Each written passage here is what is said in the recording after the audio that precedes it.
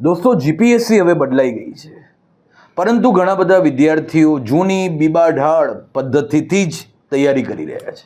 પહેલાં જીપીએસસીની અંદર કોઈએ ફેક્ટ બેઝ પ્રિપરેશન કરી હોય તો એને પરિણામ મળી જતું હતું, પરંતુ હવે અગર એણે પરીક્ષા પાસ કરવી છે તો કન્સેપ્ટ ઉપર કામ કરવું પડશે. માત્ર જીએસમાં ફેક્ટ અથવા કરંટ અફેર્સમાં ફેક્ટ એ વાંચશે તો એનાથી એને પરિણામ નહીં મળે. હવે જીપીએસસીની અંદર બહુ જ મહત્ત્વ થઈ ગયું છે સમજ શક્તિ તમારી અગર વિકસિત થઈ છે, અભિવ્યક્તિ તમે સમજી શકો છો અને તમારી પાસે આગળ વિશ્લેષણ કરવાની તાકાત પણ છે.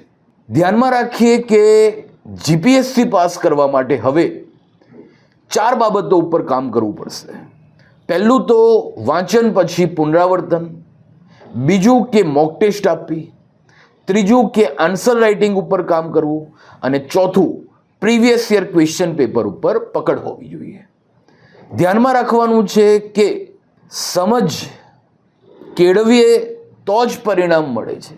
પરિશ્રમ કરવાથી સફળતા નથી મળતી, પરંતુ સાચી દિશામાં કરવાવાળા પરિશ્રમથી જ વ્યક્તિ છે એ સફળ થાય છે. Thank you.